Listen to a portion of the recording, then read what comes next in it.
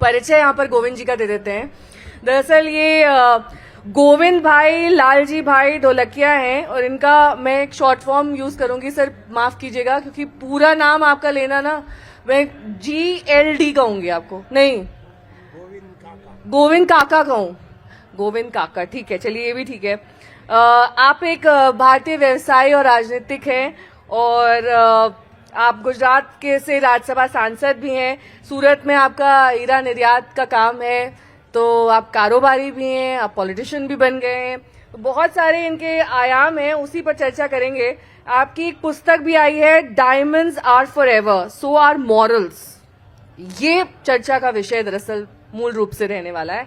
और खूब ख्याति इस किताब ने हासिल की थी। 2021 में अयोध्या में राम मंदिर के निर्माण के दौरान भी आपने वहां पर दान दिया था और आपको US green building council leadership और कई सारे अवार्ड से सम्मानित किया जाता है। तो आप इस मंच पर आए, बहुत बहुत स्वागत है आपका गोविंद भाई जी। और गोविंद काका, लेकिन मैं सर काका कह के ना बहुत अपने आप को सहज नहीं महसूस कर रही हूँ।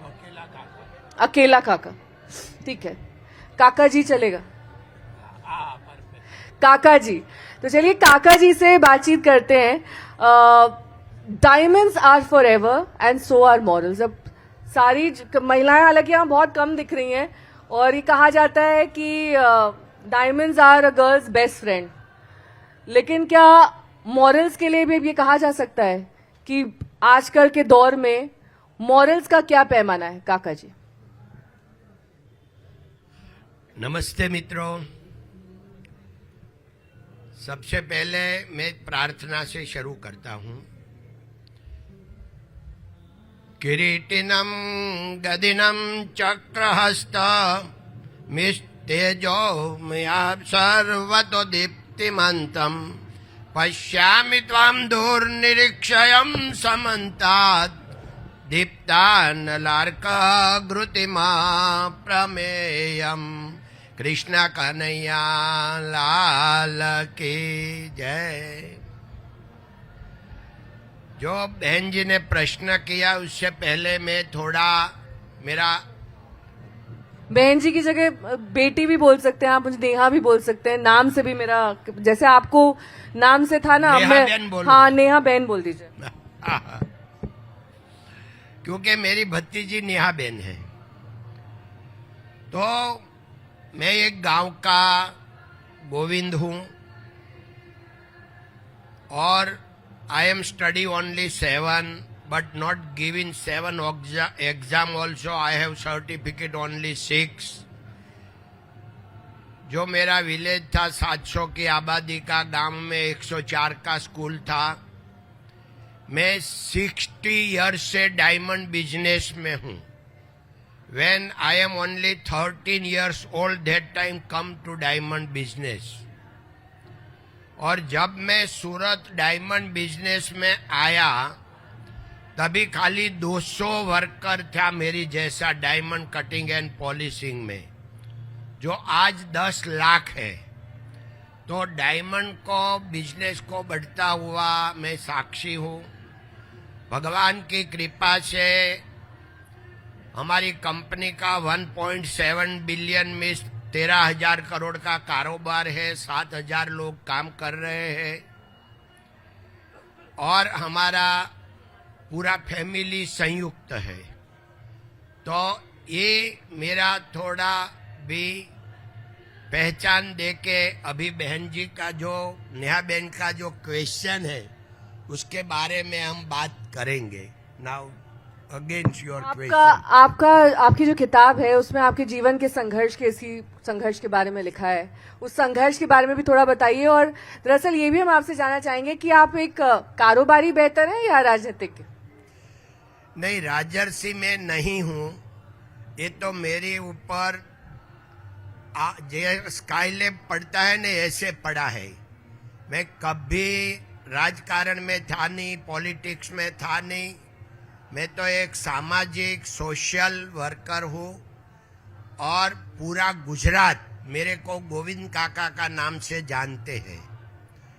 तो अभी मोदी साहब के मगज में कुछ आ गया, कैसे मालूम नहीं। वो एक दिन फोन आ गया कि आपको राज्यसभा में भेजने जा रहा था। मैंने पूछा आपको कोई स्वप्न आया था, क्योंकि मैं पॉलिटिक्स का पी नहीं जानता।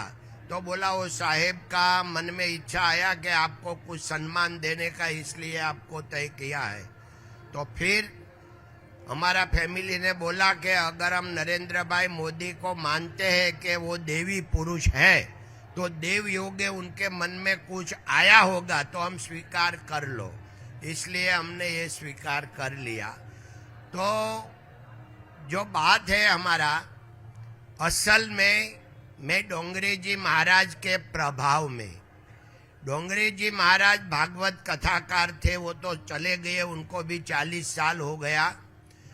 मगर ये जो बोलते थे उसकी कथा मैंने सुनी, वो मेरे को नहीं पहचानते, मैं उनको मानता हूं। तो उनका एक सेंटेंस था कि संपत्ति एंड संतति ये प्रारब्ध अनुसार मिलती है, इनके लिए प्रयत्न करने की जरूरत है, पाप करने की नहीं। तो ये सेंटेंस के हिसाब से आज हमारी कंपनी में हमारा डायमंड मार्केट में ओपन चैलेंज है कि हम पैसे के लिए, बिजनेस के लिए अगर एक भी बार झूठ बोले तो हम बिजनेस छोड़ दें। तो सच बोलने से ही पैसा मिलता है, कीर्ति मिलती है, यश मिलता है और ये सेटिस्फेक्शन होता है। तो उसके लिए झूठ बोलने की जरूरत तो नहीं धर्म है। और सेवा भाव और इसके साथ ही व्यवसाय, इन तीनों में से आपको क्या पसंद है सबसे ज्यादा? नहीं, क्या व्यवसाय तो है, वहां से पैसा मिलता है, आजीविका होती है, और जब शरीर हमको भगवान ने दिया है तो हम दूसरे की सेवा कर सकते हैं। तो ये दोनों की जरूरत है, धर्म की और पैसे की, हाँ पैसे की, और साथ ही सेवा भाव के लिए दोनों लगते हैं। देखो पैसा मेरे पास अगर नहीं होता तो लोग यहाँ भी आप मेरे को नहीं बिठाते, क्योंकि लोक में इतना नहीं मानते। तो पैसा की जरूरत है, मगर डोंगरे जी महाराज का एक सेंटेंस है कि संपत्ति है वो साध्य नहीं है, पैसा है वो उसकी खाली जरूरत है कि वो तो अपने कीमत से काम आती है कि भाई हमने पैसा है, टिकट ली तो प्लेन में यहाँ आ सका, मगर वो साध्य नहीं है। तो पैसा ये ठीक है कि हमको देता है साधन, संपत्ति साध्य नहीं है, साधन है। साधन है पैसा। ये पैसा साधन है। 11 करोड़ रुपए दान किया आपने राम मंदिर तो के ये लिए। तो भगवान ने दिया, तो मैं खेत में क्यों काम करता क्यों था। ये ख्याल आया आपके मन में? देखो मैं खेत में काम करता था 11 साल तक, ये पैर ने चप्पल नहीं देखा, खुला नंगा पैर 11 साल चला। तो ये मेरा जीवन था। अगर भगवान ने ये दे दिया तो ये भगवान का है, और हमारी कंपनी में भगवान का भाग है, तो भगवान का जो भाग था उसमें से दिया। इसमें सेवा भाव था भगवान या धर्म का भाव था? भगवान हमारी कंपनी का पार्टनर है। ये कहने का अच्छा तरीका है। हाँ। तो भविष्य में भी किसी और मंदिर को दान की योजना है? देखो ये अपनापन बताना नहीं चाहिए, मगर अभी हम ये डांग आवा में एक ऐसा बन गया सिचुएशन कि हम गांव में जा रहे थे एक स्वामी के साथ, तो हनुमान जी की मूर्ति एक झाड़ के नीचे पड़ी थी। तो मैंने बोला कि हमारा भगवान ऐसे रझड़ता रहे, तो उसने बोला कौन करे, ऐसे तो करने की बहुत जरूरत है। तो मेरे से बोल दिया हम करेंगे। तो बोला ऐसा तो 300 गांव है। हमने बोला 300 करेंगे। तो हम हनुमान जी का 300 मंदिर बनाने जा रहे हैं, उसमें से 108 मंदिर का प्रतिष्ठा हो गया। 108 का हो गया। तो आपने तो बहुत सारा दान कर दिया फिर तो। भगवान का है। कुछ बताना चाहेंगे कितना था वो? देखो डोंगरे जी महाराज ने बताया, आप कोई काम शुरू करो तो भगवान का नाम से करो, भगवान को साथ में रखो और भगवान का भाग रखो, पार्टनरशिप। तो हमने तीनों किया कि हम 60 साल पहले हमने कंपनी शुरू की तो दोनों भगवान पसंद थे, राम और कृष्ण, किसको छोड़े, तो कंपनी का नाम रखा राम कृष्ण। फिर लक्ष्मी चाहिए तो इसलिए नाम रखा श्री राम कृष्ण, जो अभी शॉर्ट फॉर्म SRK का नाम से प्रख्यात है।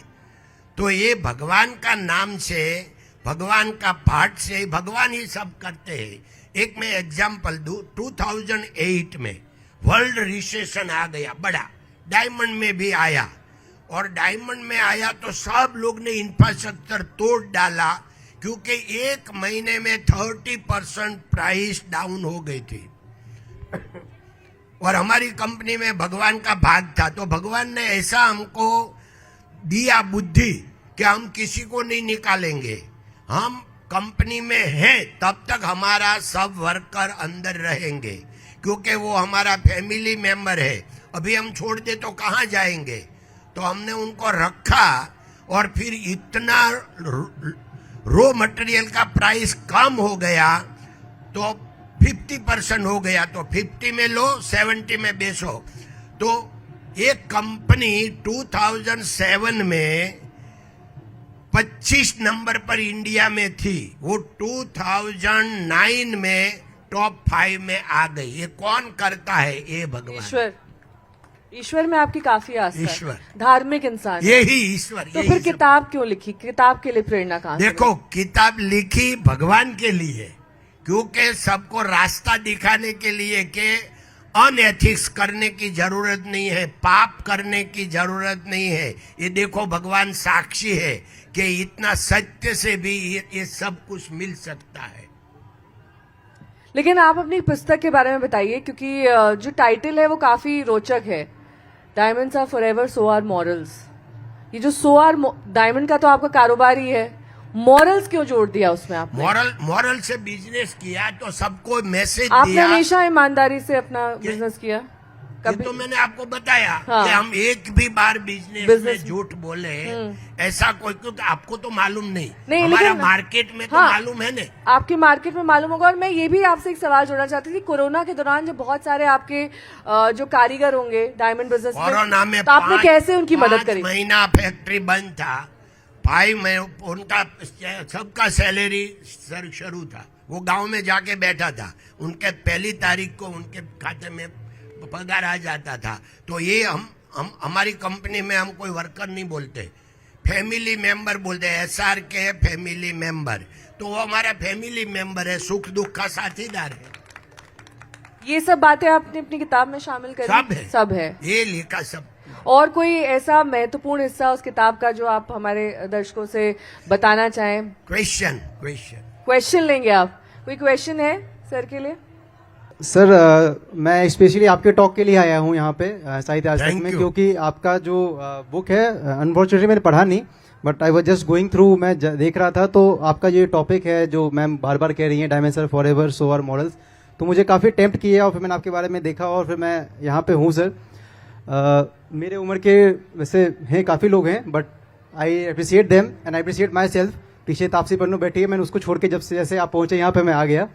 तो sir I mean government job, I mean government officer, department वगैरह नहीं बताऊंगा सर, बट नहीं ऐसी कोई बात नहीं है। तो मैं जो देख रहा हूँ ना सर कि हमारे गवर्नमेंट जॉब में मॉरल्स नाम की कोई चीज़ बची नहीं है सर, एक्चुअली बता रहा हूँ। Hardly sir 5% people are ethical and having morals sir. और मुझे एक चीज़ दिखी है कि जिनके अंदर, जो आपने बताई ना, आपको भगवान पे भरोसा है, जो लोग थोड़ा स्पिरिचुअल हैं, जो लोग थोड़ा भगवान को मानते हैं, वो जनरली ऐसी चीज़ें करने से ना करता आते हैं। उनका लगता है यार कि तुमको करना है तो मेरे को साइड कर दो, बाकी तुम करते रहो। बिकॉज आई मतलब उनका ना जो कॉन्साइंस है वो मानता नहीं है सर। क्योंकि सर अभी आपने बताया कि मोदी जी ने खुद आपको राज्यसभा का मेंबर बनाया सर, वो किया है। तो मेरी बस ये रहेगी सर, इस चीज़ पे आप थोड़ा सा सर ध्यान दें सर, कि जो गवर्नमेंट ऑफिसर्स हैं सर, और स्पेशली सर मतलब नीचे से ऊपर तक ऑफिसर्स तो हैं ही सर करप्ट, नीचे भी एक चपरासी भी है, अगर उसको 50,000 रुपये मिल रहा है तो वो चाहेगा कि मुझे 1 लाख मिल जाए। जो मिड लेवल हैं सर, उनको लगेगा कि लाख रुपए मिल रहे हैं तो 2 लाख मिल जाएं। जो ऑफिसर हैं वो तो मतलब, तो मैं चाहता हूं कि सर जो स्पिरिचुअलिटी, हाँ सॉरी मैम, तो मैं चाहता हूं सर कि इस पे कुछ आप काम करें, या आपका क्या विचार है सर कि ये स्पिरिचुअलिटी अगर टाइम टू टाइम अगर हम लोग उनको कुछ कोर्स करवाएं या वैसा कुछ करवाएं तो क्या ये सुधर सकता है हाल? Very good, thank you dear. लंबा सवाल था लेकिन उनके अच्छा लिए सवाल ताली बजाओ, वो हाँ, स्पेशल काफी आया लंबा मेरे सवाल लिए। है और देखो, ये तापसी पन्नू छोड़ के आए, ये बताया इन्होंने नहीं, ये खास तो तौर मैं पे। बोलता हूँ और ये बोले कि बहुत बड़ा ऑडियंस है, अच्छी बात है। देखो यहाँ क्वांटिटी नहीं है मगर क्वालिटी है, तो ये ऑडियंस क्वालिटी वाला है। ये आपको मैं बताऊं कि मैं हर साल IIM अहमदाबाद में लेक्चर देने को जाता हूँ 12 साल से। तो ये ऐसा नहीं है कि कहाँ कैसी क्वालिटी होती है, कैसा ऑडियंस, एक हो या 1000 हो या लाख हो, क्वालिटी होना चाहिए। आप लोग क्वालिटी है। आप भाई साहब ने बताया तो मैं पहले से मेरा स्वभाव ही पॉजिटिव है। ये मानता कि 5% लोग अभी ऑनेस्टी मॉरल वैल्यू है नहीं है, ऐसे में नहीं मानता। देखो ऐसे होता तो देश चलता ही नहीं।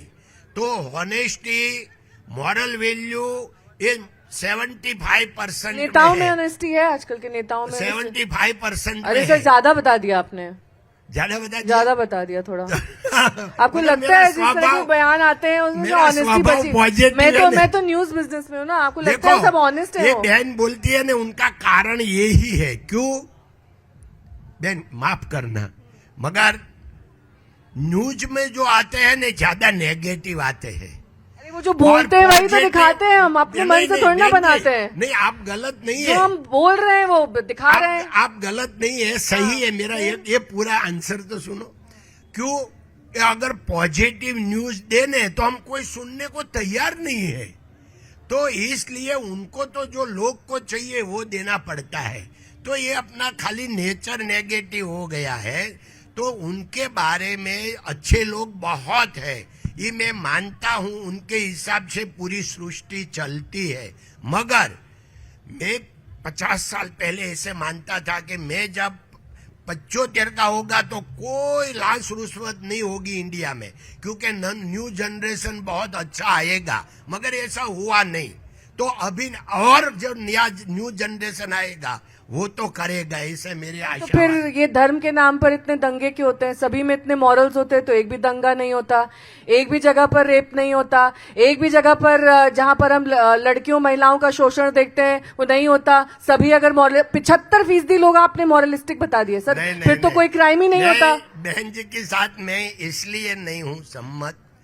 पहले बहुत कुछ होता था, मगर सर आप परियों के राज में रह रहे हैं क्या? किसी को आप मालूम कहाँ नहीं से पड़ता आए था, हैं? किसी को मालूम नहीं पड़ता था। कौन सी जगह है वो? मतलब गुजरात में हो सकता है थोड़ा क्राइम रेट कम हो, दिल्ली आकर देखिए। अभी आप 10 बजे बाहर टैक्सी लेने जाएंगे ना तो आपको डर लगेगा, पुरुष होकर नहीं, महिला होकर। पहले ऐसा ही था, पहले नहीं अभी भी है सर। पहले मीडिया नहीं था, नहीं तो न्यूज़ अभी भी में है। नहीं आता और था। अब तब भी क्राइम रेट था, तब रिपोर्ट नहीं होता था। अब उसके स्टैटिस्टिक्स आते हैं, उसके डेटा आता है और उसका पूरा रिकॉर्ड है। और यहाँ पर जितनी महिलाएं पूछ लीजिए अभी बाहर जाएंगी 10 बजे टैक्सी लेने में डरेंगी। वो दिल्ली का हाल है, बाकी जगहों का मैं नहीं बात कह सकती। हो सकता है आपके गुजरात में, गई हूँ गुजरात, बड़ा ही सेफ स्टेट है, वहां नहीं डर लगता है, वहां ठीक लगता है। वहां रात में ही मैंने महिलाएं देखी स्कूटी से लेकर निकल जाती है। दिल्ली तक बात करूं, आपने दिल्ली के बताया मैं ना। बात करूं एक मिनट। बताइए। तो पहला, अगर आप 100 साल पहले चले जाओ, सूर्यास्त के बाद में जब सनसेट हो जाता था, एक पण स्त्री घर के बाहर नहीं रह सकती। 100 साल पहले। आज सब लोग अग्री करते हैं? कितने लोग अग्री करते हैं इनकी बात से? 100 साल पहले ऐसा था, अब नहीं है, अब ज्यादा है ना। अभी आप रात को निकल सकती हो, ये बात है। पहले नहीं निकल रात को निकल सकते हैं पर डर डर के निकलते हैं ना। बैठी हैं देखिए लड़कियां, ये यंग सब पढ़ती लिखती हैं, इनसे पूछिए, पीछे महिलाएं बैठी हैं उनसे पूछिए, आपको डर लगता है दिल्ली में? आपको लगता है लोगों में मॉरल्स बचे हैं? मॉरल्स किस तरह के मॉरल्स? बेसिक मॉरल्स, कर्टेसी के मॉरल्स, सॉरी कहने का मॉरल, थैंक यू कहने का मॉरल, कोई मॉरल बचा है? सर की पूरी किताब उस पर है। ने बोला कि 100 साल पहले लेडीज घर से बाहर नहीं निकलती थी, पर 100 साल पहले आदमी भी घर से बाहर नहीं निकलते थे। खेतों में ज्यादातर काम करते। खेतों में क्या क्राइम होगा? अब तो अभी भी रूरल एरियाज में खेत में बहुत सारे, कभी किसी महिला को धर्म के नाम पर मार देते हैं, लव जिहाद हो जाता है, उसकी लाश मिलती है। हम तो रोज खबरें पढ़ते हैं ना सर, हमसे पूछिए 100 खबरों में 90 खबरें क्राइम की होती हैं। नहीं, ये तो हकीकत है, मगर क्या है कि उसके बारे में अभी 5-10 मिनट में नहीं हो सकता। एक एग्जाम्पल, ये लंबा डिबेट है, चलिए ठीक है, ये हम मान लेते हैं। सोमनाथ मंदिर जब टूटा तो 10,000 लोग मर गए, कट गए। उनका 100 किलोमीटर में किसी को मालूम नहीं था, क्योंकि मीडिया नहीं था, कुछ नहीं था। वहां 10,000 लोग मर गए थे। आज खाली 10 लोग मरे तो पूरा विश्व को मालूम होता है। पहला मीडिया, इसलिए ये अच्छी बात है, खराब बात है कि अगर बहुत अच्छी अगर हम मीडिया, रिपोर्ट कर रहे हैं, सच बहुत अच्छी बात है ना। पर मगर ये लगता है, मैं यही बोलता आप हूँ, 11 करोड़ रुपए राम मंदिर को दान कर रहे हैं, हम दिखा रहे हैं, तो ये अच्छी बात है ना, वरना जग को कैसे पता चलेगा? पर मैं मीडिया का विरोध नहीं करता, मीडिया का वखाण करता हूँ कि उनके हिसाब से आज सबको मालूम पड़ता है कि ये हो गया, पहले मालूम नहीं था, होता था। मैं यही बोलता हूँ आपको, यही बोल रहे हैं आप। यही मैं बोलता हूँ। लेकिन अभी अच्छा हुआ कि सबको मालूम होना लगा। मीडिया नहीं था तो किसी को मालूम नहीं था, तो सब ऐसे बहुत मुश्किल था। अरे भाई, हमारे गांव में हम छोटे थे तो हमारे पुलिस आवे ने तो पूरा गांव का सब घर में बच्चे आ जाए, पुलिस पकड़ जाएगी, इतना डर था। और एक जीप आवे ने तो हम लोग खेत में से दौड़ के घर में चले जाते थे, ये जीप आया पकड़ जाएंगे। कोई कायदो व्यवस्था नहीं था। आज है कि आज फोन करो तो पुलिस आ जाती है, पुलिस की कार आ जाती है, हॉस्पिटल का वो 108 आ जाता है। कुछ नहीं था। ये तो हमने ये जीवन जिया है, मालूम है। नहीं, लेकिन आप एक व्यवसायी हैं, अब किसी पार्टी से जुड़कर ये ठीक है आपकी इमेज के लिए या नहीं है? और या इससे आपको मेरे को अच्छा लगता है। समाज बहुत अच्छा है, मैं यही बोलता हूँ। यहाँ सब लोग बैठे तो ये 90 लोग, मैं तो 75 बोलता हूँ, 90 लोग अच्छा है। क्यों कि हमारे दिल्ली में भाई कितना पॉपुलेशन है, 2 करोड़ है। तो 2 करोड़ में पुलिस कितनी है भाई? तो 20,000 है। तो 1,000 लोग में एक पुलिस है। अगर जो 1,000 लोग खराब होता है तो 1,000 पुलिस चाहिए कि नहीं चाहिए?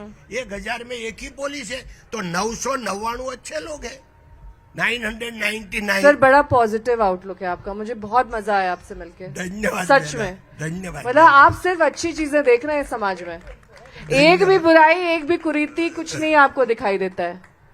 मुझे लगता है आप जिस राज्य से आते हैं ना, उसका असर है आपके ऊपर। क्योंकि जब मैं भी गुजरात में चुनाव कवर करने गई, मुझे लगा बड़ा अच्छा ये राज्य है, यहाँ पर कम से कम औरतें सुरक्षित हैं, रात में आप निकल सकते हैं, कोई डर नहीं लगता है। और उसका एक बड़ी वजह ये भी है कि वहां पर शराब की बिक्री नहीं होती है। नहीं, शराब नहीं है, शराब नहीं है। लेकिन और भी राज्यों में शराब नहीं होने के बावजूद भी वहां पर क्राइम काफी ज्यादा है। लेकिन आपका एक लौता, मुझे लगता है कि गुजराती बाय एंड लार्ज दिल के अच्छे होते हैं, मॉरल्स हैं अभी भी, और शायद यही वजह है कि आप तभी आपने ये किताब लिखी है। पूरा भारत अच्छा है, पूरा भारत। अब आप एक पॉलिटिशियन की तरह बात कर रहे हैं। नहीं, आपने कहा पहले आप व्यवसायी हैं, बाद में पॉलिटिशियन है, अब आप पॉलिटिशियन कह रहे हैं पूरा भारत अच्छा है। अब आप थोड़ी देर बाद कहेंगे संपूर्ण ब्रह्मांड अच्छा है। ऐसा थोड़ी ना है। हर चीज में आप सामने से शुतुरमुर्ग मुसीबत आता देखता है तो सबसे पहले गर्दन अपनी घुसा देता है नीचे, वैसे थोड़े ना कर सकते हैं। सामने से कोई मुसीबत आ रही है, शुतुरमुर्ग सबसे पहले अपनी गर्दन नीचे घुसा देता है ताकि वो मुसीबत दिखाई ना दे। अब हर चीज पे आंख नहीं बंद कर सकते ना, कुछ चीजें तो देखनी पड़ेंगी, साक्षात दिख रही हैं, सामने दिख रही हैं। अब वो क्राइम भी हो सकता है, वो कुरीतियां भी हो सकती हैं, वो पिछड़ापन भी हो सकता है, वो गांव देहात में आपने देखा होगा कि किस तरह से डेवलपमेंट नहीं होता है, सड़कें नहीं होती हैं। आपको नहीं ऐसा लगता है कि मंदिर की जगह अगर किसी गांव को मैंने गोद लिया होता, वहां की सड़कें बनवाई होती तो बेहतर होता? कभी लगा? देखो, ये नहीं बनवाया वो आपको मालूम है। मैं आपसे पूछ रही हूँ। मैं तो पूछ ये रही हूँ। जो करता है ना हमारे गाँव, सब लोग पूछते हैं कि ये अगर आप करो तो ये करो तो, अल्लाह भाई ये जो करता है ना वो ही ये करता है ना, करता ही नहीं है। तो मेरा मम्मी का नाम का 5 स्कूल चल रहा है, कॉलेज चल रहा है। हमने एक किरण हॉस्पिटल बनाई 900 बेड की, किरण मेडिकल कॉलेज। चलिए जोरदार तालियां हो जाए। बहुत सारा सामाजिक कार्य आपने करे हैं। कम से कम पैसे का सही इस्तेमाल, सही उपयोग हो रहा है। अगर भगवान कुछ की मंदिर को जा रहा है तो कुछ सड़क को भी जा रहा है। और दूसरी बात मैं थोड़ा क्लियरिफिकेशन करूं कि मंदिर का कभी विरोध नहीं करना, क्योंकि मंदिर में लोग जाते हैं ना, वहां कभी आप गुंडा बनो, आप खराब हो जाओ, आप बलात्कार करो, ऐसी वहां कभी मंदिर में बात नहीं होती है। आप अच्छा बनो, वही बात होती है। दूसरी बात कि हम जहां मंदिर बना रहे हैं बैकवर्ड में, डांग डिस्ट्रिक्ट में, तो ये जो सब एरिया है ट्राइबल, तो एक गांव में पहले किसी को कोई इतना उनको खुद का मालूम नहीं था कि हमारा कौन है। ये मंदिर बना तो गांव में 11 लोग की एक कमेटी बनाई, तो गांव में 5 गांव कमेटी मिला, तो उसको एकदम ऐसा कि हमारे साथ कोई है, 11 का बन गया। और ये मंदिर में 200 लोग बैठे, 150 ऐसा उनका ओटला बन गया। पूरा गांव का कोई काम है तो वहां हो गया, तो उनको क्या मैरिज हो तो वहां हो सकता है, गांव में कुछ भी काम हो सकता है। तो ये उनका जो है कोई भी गांव, तो एक इतना उनको बोलते हैं कि आ गया कि हमारा नीडर बन गया कि हमारे साथ कोई है, हम लोग एक साथ में मिल गए, तो एक सोसाइटी बन गई। एक सवाल मेरा है नेहा जी, मैं हाँ प्लीज। काका, एक सवाल मैं पूछना चाहता हूँ इधर। यस। मेरा सवाल ये है कि आपने जिस समय खेतों में 11 घंटे काम करने के बाद व्यवसाय शुरू किया, और आज आपकी जो पीढ़ी है, जो आपके बाद तीसरी पीढ़ी संभवतः आपके व्यवसाय में है। आपने कहा कि मेरे परिवार में कोई भी अलग नहीं हुआ। मैं चूंकि आपकी किताब को पढ़ चुका हूँ, अरे वाह। मैं जानता हूँ कि हमारी आपकी लंबी बातचीत हुई थी साहित्य तक स्टूडियो में। मैं ये जानना चाहता हूँ कि ये जो तीसरी पीढ़ी है, नई पीढ़ी है, वह आपके मॉरल्स को कितना एसआरके में लेके चल रही है, और भविष्य में जो दूसरे उद्योग घराने हैं वो किस तरह से इस बात को सोच रहे हैं। मेरा एक सवाल ये है, और इसी से जुड़ा दूसरा सवाल है जो बड़ा कल राष्ट्रपति महोदया यहाँ आई थी और उन्होंने एक विषय उठाया था कि साहित्य को विकसित करने के लिए दूसरे घरानों को भी आगे आना चाहिए। मुझे ये जानकारी है कि भारत सरकार ने CSR के तहत जो साहित्य को बढ़ाने का फंड था उसको हटा दिया है, कल्चर को रखा है लेकिन साहित्य को हटाया है। मैं चाहूंगा कि राज्यसभा में आप इस बात को उठाएं कि साहित्य एक बड़ा विषय है। कल गुलजार साहब ने भी ये महामहिम को कहा था कि आप जिस देश की राष्ट्रपति हैं उनकी बातें साहित्यकार आपको पहुंचाता है। मैं ये चाहूंगा कि बतौर मेरे प्रश्न के 2 हिस्से हैं। पहला हिस्सा, आपकी तीसरी पीढ़ी व्यवसाय में क्या कर रही है, और दूसरा हिस्सा, क्या आप राज्यसभा में हमारी इस बात को उठाएंगे कि साहित्य को CSR के तहत भी बढ़ावा देने का जो प्रयास था पहले, ये सरकार उससे जो प्रतिबंध है वो हटा ले। मैं इसमें एक और सवाल जोड़ देती हूँ जयप्रकाश जी, आपकी राज्यसभा में अटेंडेंस कितनी है? क्या आप जाते कितना है, अटेंडेंस कितनी है आपकी राज्यसभा में? अभी तक तो एक सेशन हुआ 100%। हाँ, अभी मंडे से शुरू हो रहा है, कल से शुरू होता है। हाँ, तो पहला जो उसमें 100% है। हाँ, फिर अभी ये 4 वीक में क्या होगा वो मालूम नहीं मालूम है ना। और अब इनके सवाल का जवाब दीजिए। कह रहे हैं कि वो मुद्दा उठाएंगे कि आप मैं आप जो बोलते हैं नेहा बेन, मेरे को ऐसा लगा अगर मेरे को चांस मिला, मेरा ऊपर विश्वास रखा, तो मेरे को 100% उसमें प्रेजेंट होना ही चाहिए। ये मेरा थिंक है। बाद में कोई ऐसा आ जाए, अगर बोलने का मौका मिले तो वो जो सब्जेक्ट वो कह रहे हैं साहित्य से तो अभी जो साहित्य का आपने बात की वो मेरे को तो मालूम नहीं, मगर हम साथ में बैठ के देख के मैं जरूर करूंगा। नंबर 1 झूठा वादा ही कर दीजिए सर, कम से कम कह दीजिए कि करेंगे, और देखिए ऐसे ही खुश हो गए। नहीं करेंगे तो अब दूसरा तो कहे, अभी तो मैं बोलने नहीं, वहां जाके नहीं बोलने लगू, जब चांस मिलेगा। काका, आप बोलना चाहें तो आप प्रधानमंत्री जी को सीधे कह सकते हैं, डायरेक्ट कांटेक्ट कर सकते हैं आप अगर कहने की आपको नॉमिनी बना के भेजा प्रधानमंत्री राज्यसभा में, मौका मिला तो वो भी करूंगा। और तीसरी पीढ़ी की बात, मैं जो आपकी मॉरल्स को जो भाई ये मैं बोलता हूँ ना, अभी देखो ऐसे तो 4th जनरेशन आ गया बिजनेस में। आज तक मेरा जो हमारी कंपनी का मेरा खुद का जो था वही थिंक पर मॉरल वैल्यू से पूरा चल रहा है। कल क्या होगा मैं मालूम नहीं मेरे को। आज तक हमारा फैमिली में कोई व्यसन नहीं है, हमारी कंपनी में 7,000 लोग काम कर रहे हैं। मेरी भतीजा जो सौजी भाई धोलकिया, उनकी कंपनी में 7,000 लोग काम कर रहे हैं। 14,000 लोग निर्व्यसनी है। नो गुटखा, नो सिगार, नो टोबैको। हमारी कंपनी का सेंटेंस है कि आप व्यसन छोड़ो, अगर कंपनी छोड़ो। तो निर्व्यसनी 14,000 लोग, सात्विक लोग का मिलावड़ा है। इससे हमको क्या फायदा हुआ है कि हमारा फैमिली में 4 जनरेशन में एक भी बच्चे को कोई व्यसन नहीं हुआ। तो हम दारू की तो बात है ही या नहीं। आपकी हाई मॉरल वैल्यूज हैं, ये मानते हैं हम, लेकिन आपको नहीं लगता कि बतौर पॉलिटिशियन गलत प्रोफेशन में आ गए आप इतनी हाई मॉरलिस्टिक वैल्यूज के साथ? यहाँ पे तो सर चल करना पड़ता है, नहीं तो सरवाइव ही नहीं कर पाएगा आदमी। ये तो बाय एंड लार्ज सभी मानते हैं। थोड़ा बहुत तो इधर उधर दाएं बाएं झूठ बोलना, ये सब यहाँ चलता है। देखो कि मैं हृदय से गोविंद काका के हिसाब से बोलता हूं कि खरेखर ये दुनिया में झूठ बोलने की जरूरत है ही नहीं। झूठ बोलने से मेरे को फायदा होगा, एक इससे गलत दो पैसे से मेरे को सुख मिलेगा, इससे झूठ कोई बात ही नहीं होती है। पैसा जो हमको सुख मिलता है वो समझण से मिलता है, कभी पैसे से नहीं मिलता। अगर पैसा है, एक गाड़ी ले ली, अभी हमारे अहमदाबाद में बनाव बना, रात को 2 बजे एक बच्चे ने कुचड़ डाला 3-4 लोग को।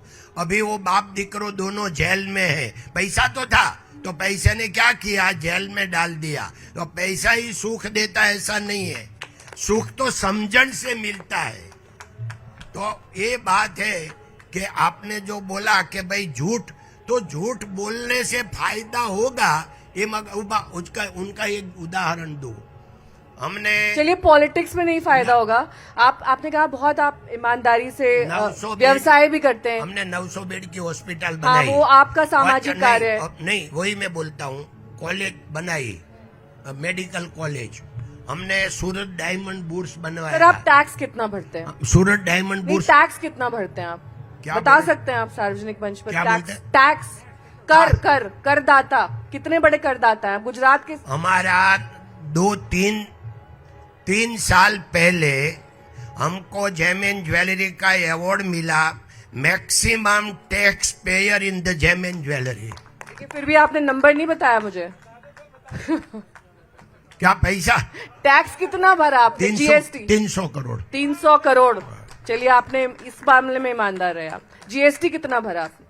जीएसटी नहीं लगता है आपके? हमारे एक्सपोर्ट एक्सपोर्ट में जीएसटी नहीं। ठीक है, चलिए highest tax payer IT income tax, मैंने वही कहा, हाईएस्ट टैक्स पेयर।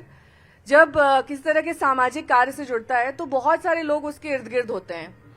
कौन आपसे सिर्फ मतलब के लिए जुड़ा है, कौन आपका वाकई में हितैषी है, ये कैसे आप तय करते हैं? क्योंकि आपको तो सभी अच्छे लग रहे हैं ना। मैंने यही आपके व्यक्तित्व से जाना कि आप सभी को पसंद करते हैं। आप कैसे सोच रहे हैं ये आदमी जो है अच्छा है? हमारा जो 3 जनरेशन 4 जनरेशन है, क्योंकि दारू की अगर बात करें, मस्ती तो मुझ में है, शराब में नहीं।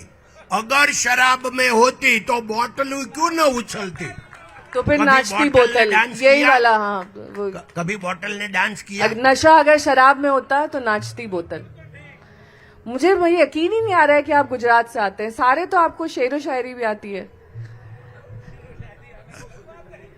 नहीं मतलब क्योंकि वो वहाँ का जो फ्लेवर है गुजरातियों का, वो बहुत ज्यादा शायराना और कवि ना और भाई, एक शायरी तो किसी के पास से सीख ली, दूसरी नहीं आती है ना। यही मैं सुनना चाह रही, यही आप सीख के फिर यहाँ आपने बोल दिया। ठीक, कोई बात नहीं।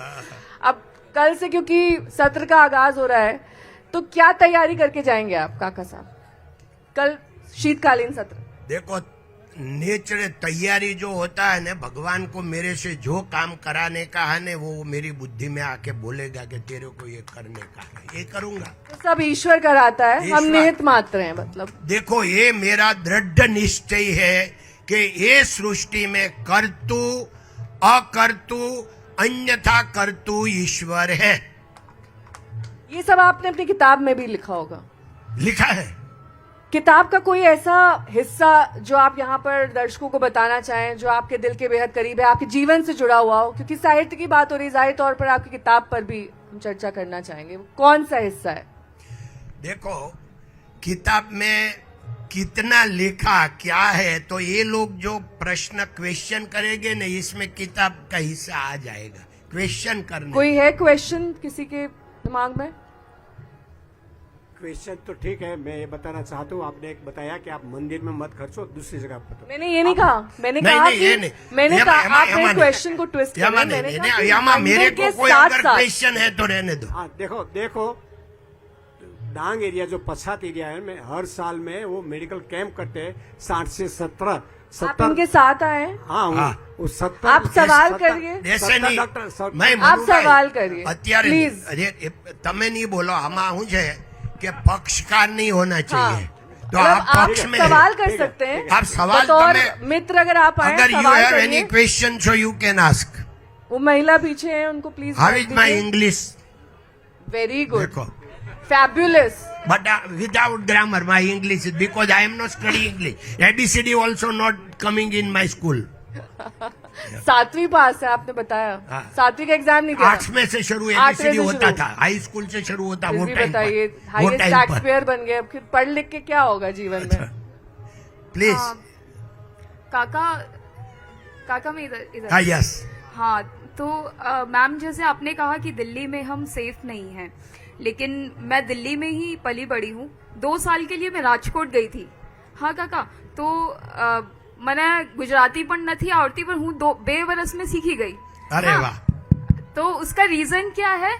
क्योंकि लोगों का नेचर ऐसा था, वहाँ के लोगों के संस्कार ऐसे हैं कि वो औरतों मैंने की खुद इज्जत- गुजरात की तारीफ की, मैंने कहा कि वहाँ नहीं, वो औरतों जाकर की अच्छा- इज्जत करना बहुत जानते इज्जत करते हैं। तो और काका, मेरा आपसे अनुरोध ये है कि अगर आप जैसे आप क्योंकि गुजरात में है, तो आप गुजरात को दिल्ली की तरह देख रहे हैं, लेकिन कितना अच्छा होगा कि अगर आप संसद में ये बात रखें कि पूरा गुजरात में जो माहौल है वो पूरा देश उतना सुरक्षित हो जाए महिलाओं ये तो मेरा भारत महान कह चुके हैं पहले। इन्होंने कहा है कि किसी राज्य में कोई दिक्कत नहीं है, नहीं, गुजरात जैसे ही है सब। इसका मैं थोड़ा सा ये भी बोलूंगी कि हमें सिर्फ नकारात्मक चीजों को भी नहीं दिखाना चाहिए, बहुत सारी अच्छी चीजें हैं। महिलाओं के साथ बहुत कुछ बेहतर भी हुआ है, पहले से बहुत कुछ अच्छा हुआ है, तभी आज इस मुकाम पे हैं हम कि मैं दिल्ली विश्वविद्यालय की शोधार्थी हूँ। राजकोट में आपका भी सवाल ये है ना कि गुजरात जैसे बाकी राज्य क्यों नहीं जी बन पा रहे? जी जी आप जवाब। नहीं, मैं सब जाहिर प्रवचन में मैं सबको राय देता हूं कि न्यूज़पेपर मीडिया, जो न्यूज़पेपर 10 मिनट से ज्यादा नहीं पढ़ने का। अगर टाइम है तो अंदर जो सप्लीमेंट्री आती है उसको घंटे जो घंटे पढ़ो। सप्लीमेंट्री पूरा पॉजिटिव होती है और न्यूज पूरा पेपर नेगेटिव होता है। उसमें भाई वो ही छापते हैं, तो उसके मीडिया वाला का कोई दोष नहीं है, सप्लीमेंट्री वही बनाते हैं, तो उनका कोई दोष नहीं है। चलिए, कम से कम तो आपने तो माना हमारा कोई दोष नहीं है। हमारा मानस नेगेटिव नहीं बन जाए, इसलिए वो पेपर ज्यादा नहीं पढ़ने का। जितने ज्यादा नेगेटिव पढ़े, नेगेटिव हमको दुख होगा। हमारा स्वभाव अगर पॉजिटिव हो गया तो हम बहुत सुख है। नहीं, हम गुड बहुत न्यूज सुख भी है। दिखाते हैं। हमारा एक अलग से चैनल है, गुड न्यूज टुडे, उसमें सिर्फ पॉजिटिव न्यूज आती है। तो जिनको ये शिकायत है कि गुड न्यूज नहीं आती है, उसके लिए अलग से चैनल बना दिया हमने, उसमें सिर्फ गुड न्यूज। बहुत अच्छा, धन्यवाद बेना, धन्यवाद। मुझे लगा था आपने शायद नहीं देखा होगा, इसलिए आप ही की जानकारी के लिए बताया। चलिए, बहुत बहुत शुक्रिया काका Thank जी you. हमारे साथ आने के लिए, इस मंच बहुत पर अच्छा। हमारे साथ जुड़ने के लिए। उम्मीद करती हूँ कि आपकी जो राज्यसभा में मुद्दा उठाने की बात है वो आप कल से ही उस पर काम जरूर करना उठाएंगे। शुरू कर देंगे। जरूर। बहुत बहुत शुक्रिया। धन्यवाद नेहा बहन, आपने इतना जने बोलते हैं क्या कि एकदम जुस्सा से बात किया अंकल के उत्साह। साथ, उत्साह हाँ। से, और इसलिए बहुत अच्छा लगा। और आप जैसी लड़कियां अगर है इंडिया में, तो इंडिया का फ्यूचर बहुत ब्राइट है। बहुत बहुत शुक्रिया इस धन्यवाद, thank you. कॉम्प्लीमेंट के लिए। Thank you.